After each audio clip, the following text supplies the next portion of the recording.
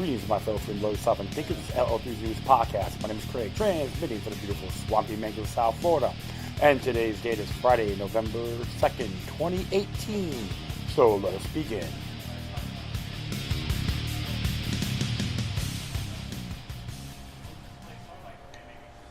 Oh, thanks for tuning in, folks. Beautiful day, warm. I voted. But I guarantee you one thing, it wasn't for the established candidates that was running for governor, to be precise. So I'm at Stash 109 Southwest 2nd Avenue in the heart of the Hempstead District of Fort Lauderdale, Florida. A chance with Revolution Live in America's backyard. It may have said 107 the past few of my episodes. I do apologize for that. Oops, honest mistake. So you got Alex out there grinding some coffee. And they're doing this whole Day of the Dead event. And so it's just be pretty nice. Good little crowd, entertainment, but paying homage, you know. So I was wondering if it could have anything to do with paying homage to like Thomas Jefferson and Thomas Paine on a few things. You know, even Robert E. Lee. Oh, he's a racist. Just to throw that in there. It's interesting about the whole governor's race, and people don't really know what their obligations are. And I'm going to take the initiative on showing this to you on what the governor's duties are in the great state of Florida, to be exact. And, you know, I'll miss my little rant on this.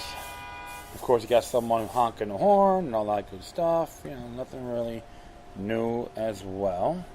So,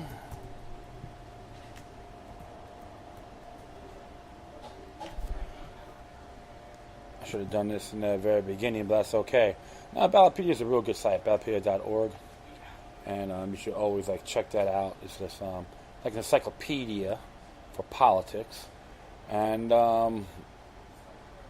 it's intriguing because it does talk about the governor is under Article 4, executive. Everyone's looking for some Lord and Savior, which is totally ridiculous. And that's why I focus mainly on that. And I'm going to leave this on here.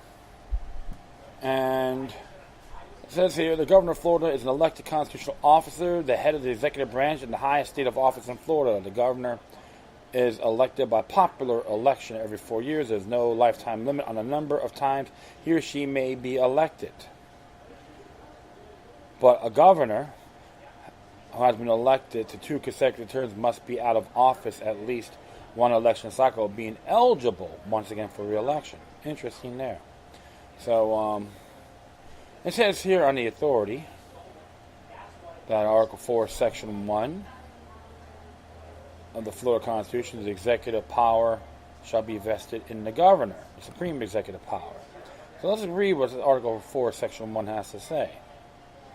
Now, I'm going to keep this on there as well. So just that's not the main topic, but I'm going to bring this on here. It says here about the governor's obligations. Text 1. The supreme executive power shall be vested in the governor, who shall be in commander-in-chief of all military officers of the state not in active service of the United States. The government shall take care that the laws be faithfully executed, commission all officers of the state and counties, and transact all necessary business with officers of government. Government may require information in writing from all executive or administrative state, county, or municipal officers upon any subject relating to the duties of their respective offices. The governor shall be the chief administrative officer of the state, responsible for planning and budgeting for the state.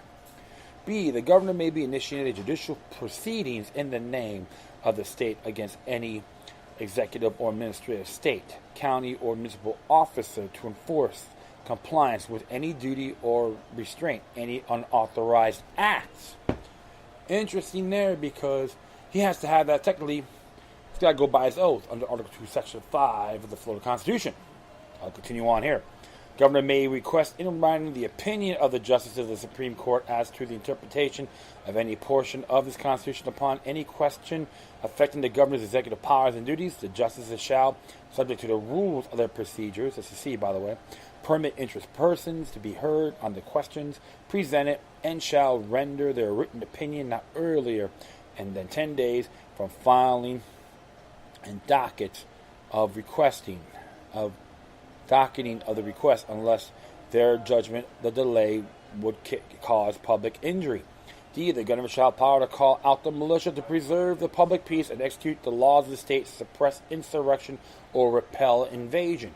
And remember, just to give you an example, which Andrew Gillum wants to ban certain firearms. So right there, he is jeopardizing the militia to suppress insurrection or repel invasion. Alright, just to give you an example, you have to hear the rhetoric and look through the fine lines. The governor shall, by message, at least once, this is DE, once in each regular session from the formal legislature concerning the condition of the state, propose such reorganization of the executive department as will promote efficiency and economy, promote efficiency and economy, and recommend measures in the public interest. F. When not otherwise provided for this Constitution, the governor shall fill by appointment any vacancy in a state or county office for the remainder of the term of the appointed office and the remainder of the term of the elected office if less than 28 months, otherwise until the first Tuesday after the first Monday following the next general election. So that tells you right there what their obligations are. And of course, it says hang on the cabinet and all that.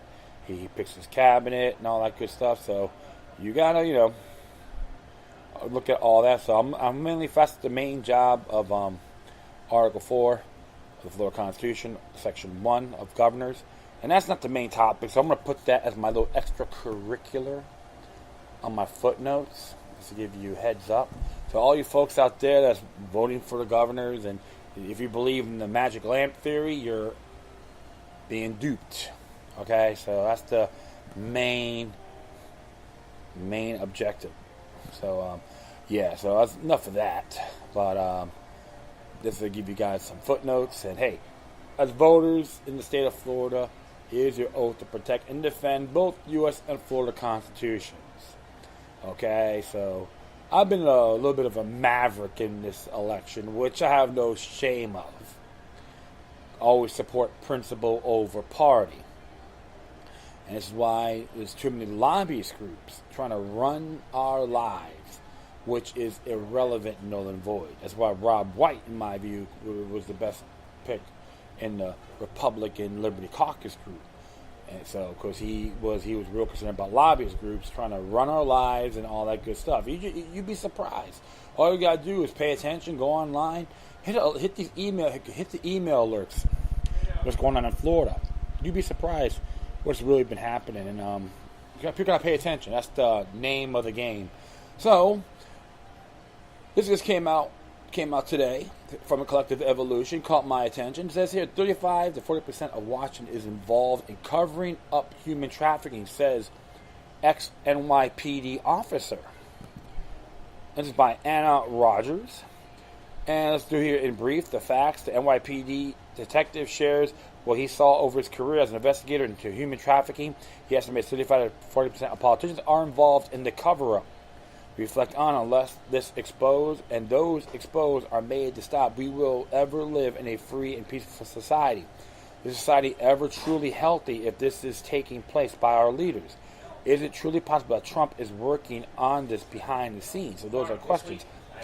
Even though he did an executive order to get it going, which he did, and I talked about it in my past episodes on that, but it's good to check out. So I'll just say here, another insider, and very credible one at that, has stepped forward to expose how prevalent human trafficking actually is in our world, cities, and most notably in Washington.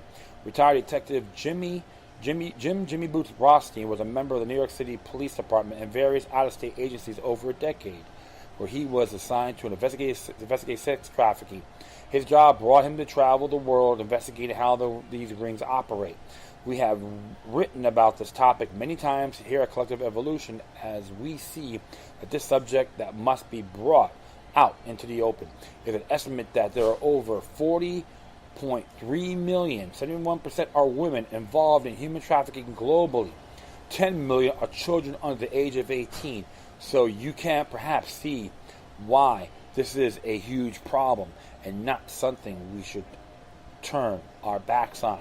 Jim's career involved many special assignments, being an investigator of task force to investigate into child and adult prostitution, and even worse, ritualistic killings. Jim saw firsthand how the chain of the blackmail keeps this all covered up. The task force would get so far, then once they reported high-level people were involved, it would be stopped. The reason? National security was the usual response. The global cover-up is why the average person can deny that it is going on at such rampant levels, because they haven't heard about it from the mainstream news sources. Jim says politicians aren't the only people involved behind this cover-up. There are also power brokers and business people orchestrating this crime against humanity. Children, the most innocent of victims, are often used to compromise people, according to Jim. Detective Rothstein conducted assignments to see what effects this had on society.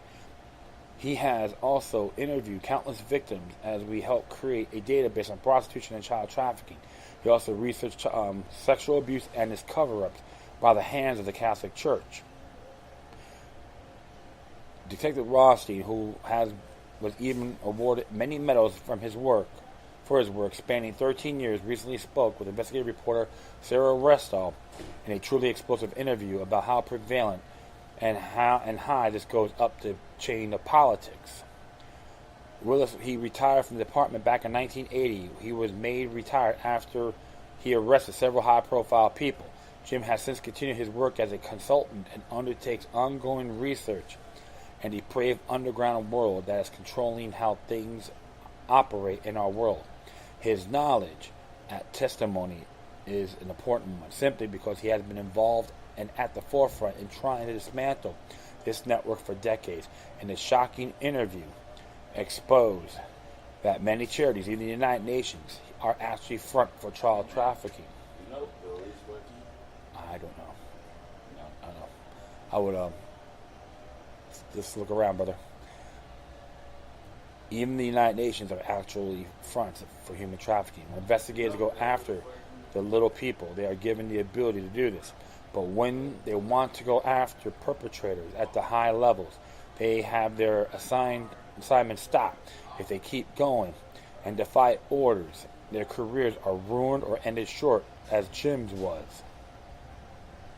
Human trafficking and pedophilia is not a separate issue, according to Jim. You definitely gotta watch this video, Blackmail Currency of the Powerful. I might have to watch this. So, when Sarah asked what effects this has on society, Jim has this to say: "Oh my gosh, the whole gamut of it. You know how this affects kids and the people, and what the truth was. How it was used to compromise governments and the military and law enforcement, and every facet of our life is influenced by this." Sarah also asked Jim how much is going on in the USA and Washington. According to my work that I did and factual things, I saw 35 to 40% are compromised and involved. I have experts like Robert Myron and people like that who have it at 80%, and that turns the gamut over everything involved in this, the political and everything else that goes on.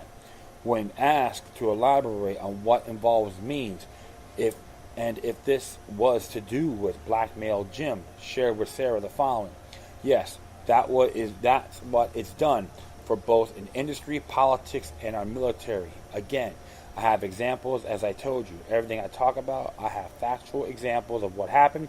There were either investigations or cases that I personally did, not that I read about. So this is what it's based on."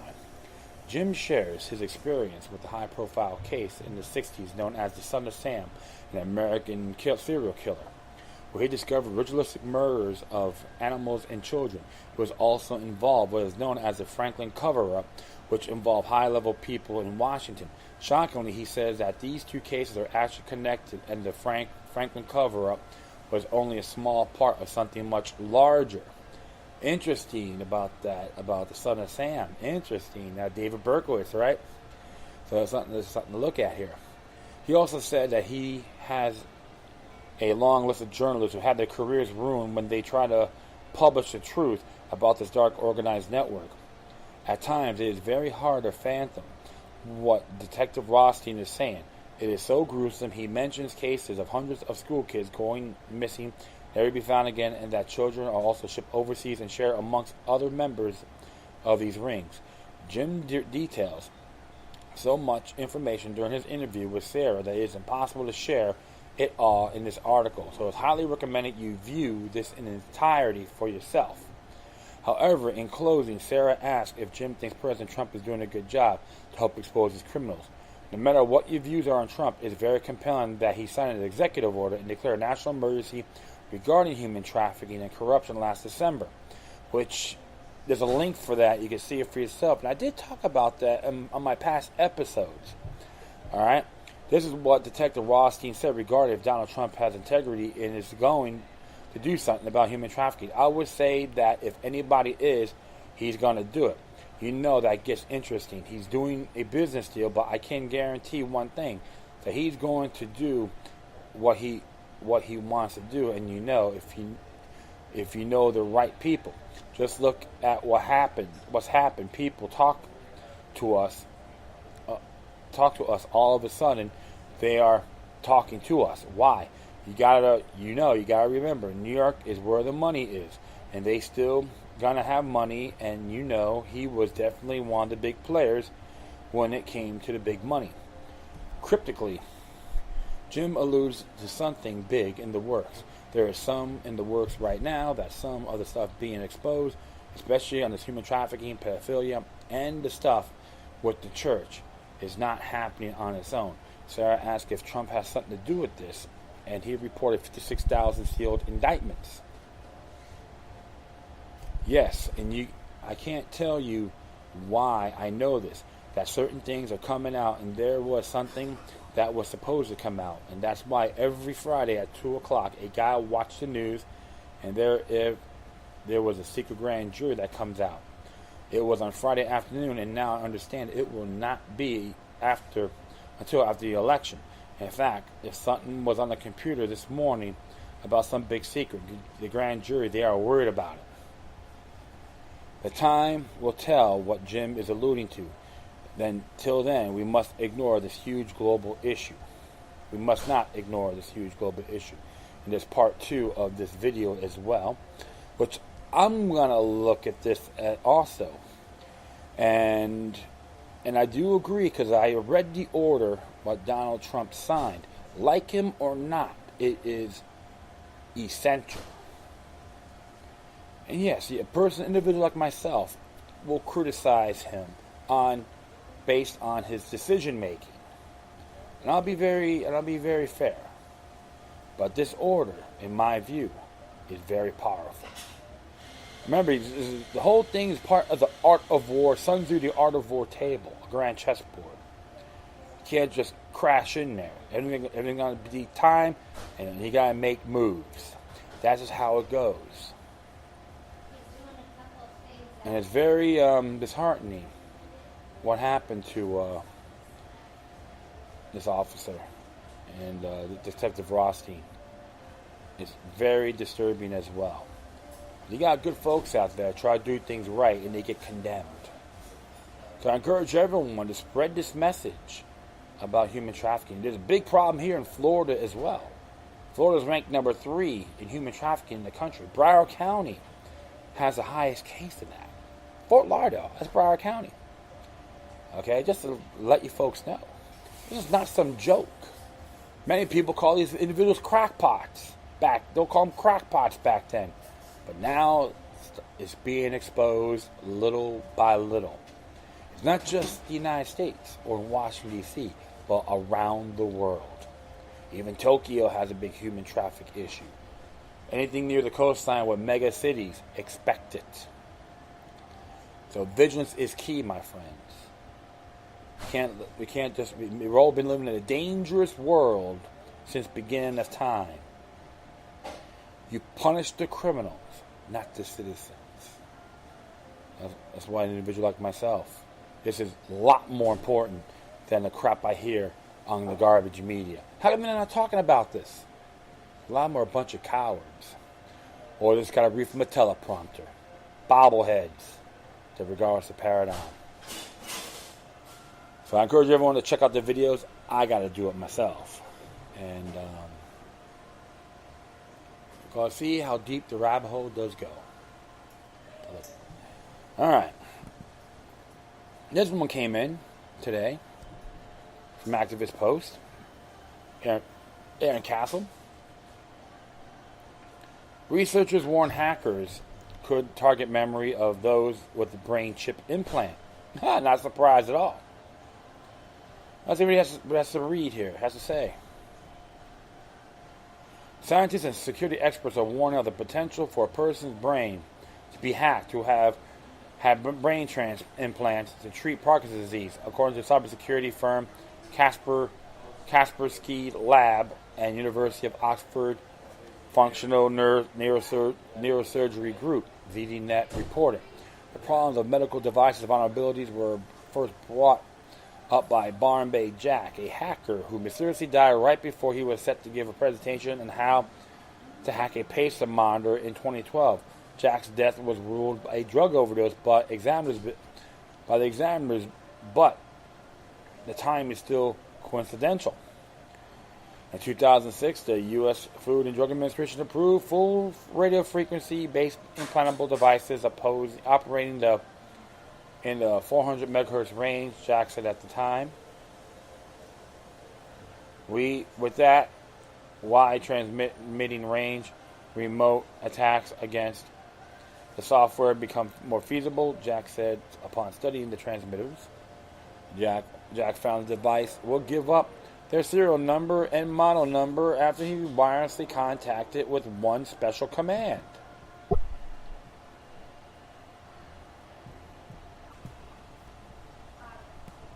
I'll continue on here. With that wide transmitting range, remote attacks against the software become more feasible, Jack said. Upon studying the transmitters, Jack found devices that would give up their serial number and model number after he wirelessly contacted with the special command. With the serial and model numbers, Jack could then reprogram the firmware of a transmitter, which will allow reprogramming of a pacemaker or ICD in a person's body. It is not hard to see why this is a deadly feature, Jack said. And if this wasn't bad enough, Jack said it is possible to upload custom firmware to a company's servers that would then infect multiple pacemakers and ICDs, spreading through their systems like a virus. We're potentially looking at a worm with the ability to commit mass murder, Jack said. It is a kind of scary. Before Barnaby died, he was alleged to be working on the electric field, an application with a graphical user interface that would allow users to scan for a medical device in range. The spotlight was further brought onto an issue last year when the U.S. Food and Drug Administration, FDA, issued a recall of 405,000 St. Jude pacemakers against remote attacks like Barnaby Jack was set to demonstrate before he mysteriously died. Now, scientists are finding that deep brain stimulation, DBS, a neurological procedure that involves implanting a medical device called a neurostimulator or implantable pulse generator, IPG, in the human body to send electrical impulses through implanted electrodes to specific targets in the brain for the treatment of movement and neuropsychiatric disorders can also be exploited. Interesting there, right? And we go on here. Exploiting a vulnerable pace monitors to induce heart attack in someone by pumping them full of high volts is one thing, but be able to access someone's brain, implant false memory, and manipulate a person's reality is a whole different story.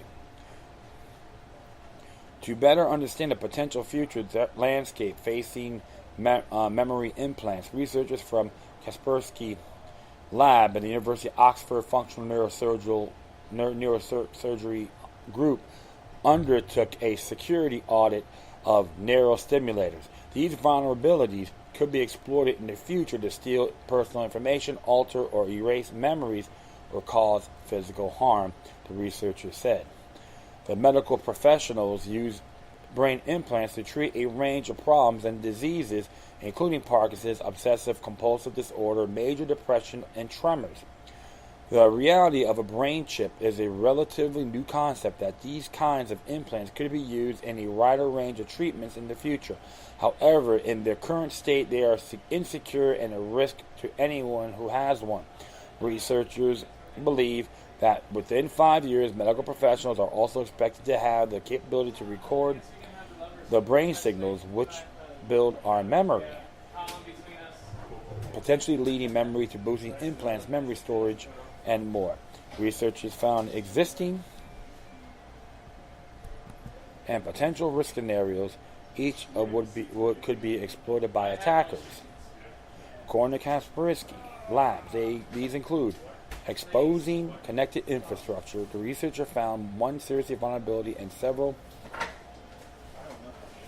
worrying misconfigurations in an online mismanagement platform popular with surgical teams. Insecure or unencrypted data transfer between an implant, the programming software, and any associated networks could enable malicious tampering of the patient's implant, or even whole groups of implants and patients connected to the same infrastructure. Manipulated could result in change settings, causing pain, paralysis, or theft of a private or confidential data. Design constraints as the patient safely takes precedence over security. For example, a medical implant needs to be controlled by physicians in emergency situations, including when a patient is rushed to a hospital far from their home. This precludes to use any password that isn't widely known as clinicians. It also means that by default, such implants needed to be fitted with a software backdoor. Insecure behavior by medical staff programmers with patient-critical software were being assessed. What default passwords were used to browse the internet or has additional apps downloaded. Excuse me here. Downloaded onto them.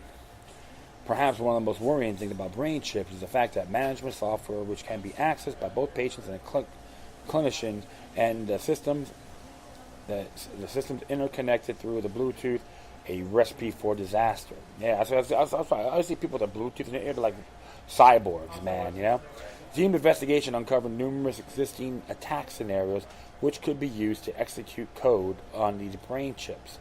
Also, the team uncovered a serious vulnerability together with misconfigurations in an online mismanagement platform that permit would-be attackers to access sensitive data and treatment procedures.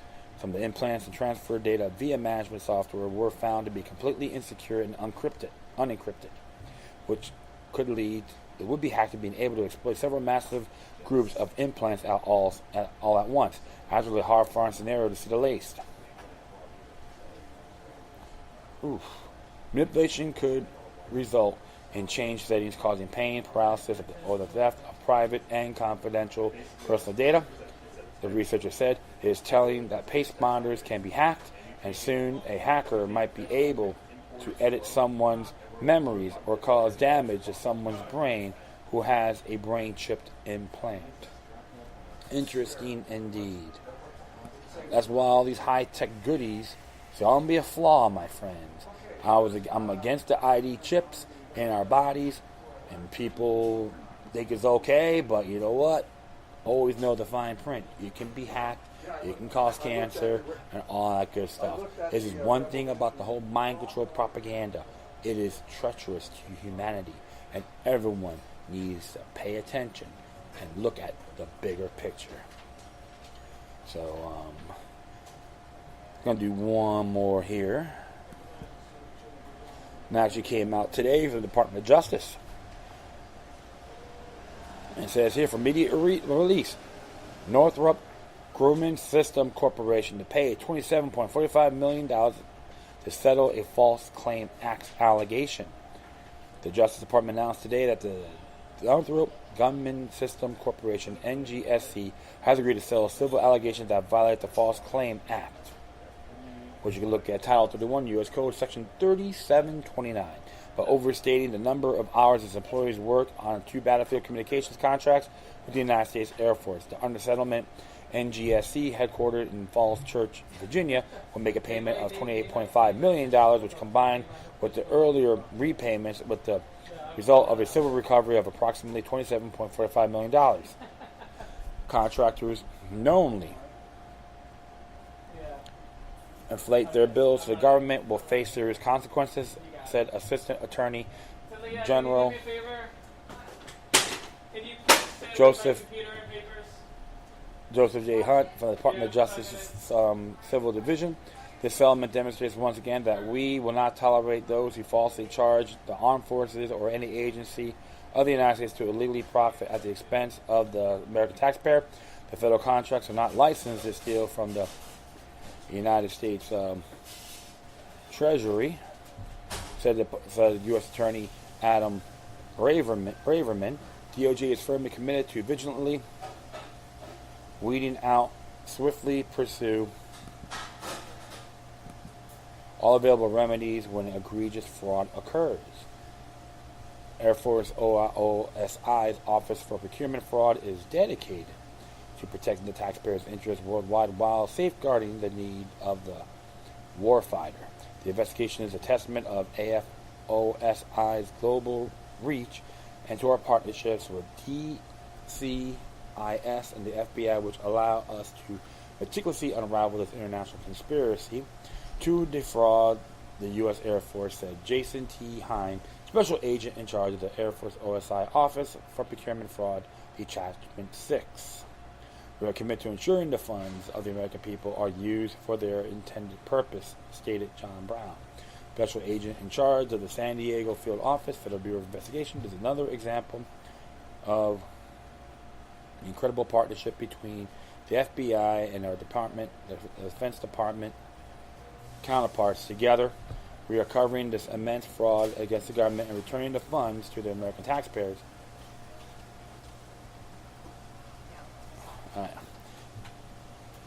You're welcome. And together, we are uncovering the immense fraud against the government, and the returning of the funds to the American taxpayer is vitally important to ensure our military receives the honest service they are due. Okay, we'll bring all our troops home, damn it. The Air Force entered into 2 contracts with NGSC for battlefield communication services, the Battlefield Airborne Communications Node contract, and the Dynamic Retasking Capability contract. Today's settlement resolves allegations that the NGSC billed the Air Force for labor hours purportedly incurred between July 1st, 2010 and December 31st, 2013 by an individual station in the Middle East. Can we say imperialism? Who had not actually worked the hours claimed.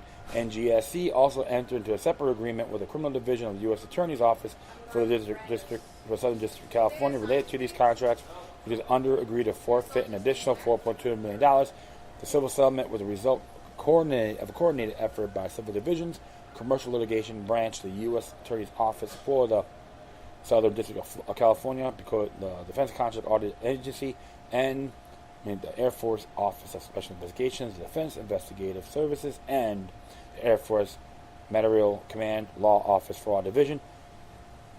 And the components are right here, so you can look at it for yourselves, except for the conduct admitted in the connection with the criminal agreement. The claims resolved by the civil agreement are allegations only. There has been no determination of civil liability. Interesting indeed.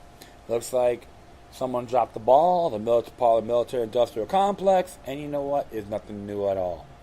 I've been posting stuff like that on my Facebook, Twitter, Google Plus page. I did address this about the military-industrial complex from NewsBuds, which is still a good source to check out some things. They got some good merit, and I share it to everybody else. Hey, say yes to an empire, and say no to. Say yes to a republic and no to an empire. All right. Look why we gotta have people working for the Northrop government systems in Egypt. Okay, it's ridiculous. So, it's one thing I'm against, the military-industrial complex, and even Dwight D. Eisenhower addressed that in his farewell address, which I'm not really too keen on a lot of stuff he done, but I will give him credit for that. So, that's how I see the world, and hopefully you can agree. You know what, that is it. I thank everyone for listening, plus feel free to download and share throughout your social media networks. If you have any questions, comments, or if you send something that's interesting you may want to check out, whatever you do, please feel free to send your correspondence with decorum. I will post out all my social media sites and email contacts on my Spreaker page and many others as well. Okay? Once again, thank you for your time. Plus, always remember that the demoniac resistance is healthy for the soul and can liberate humanity. Until next time, take care of yourselves. Keep on spreading the love, and may your guardian spirits be with you.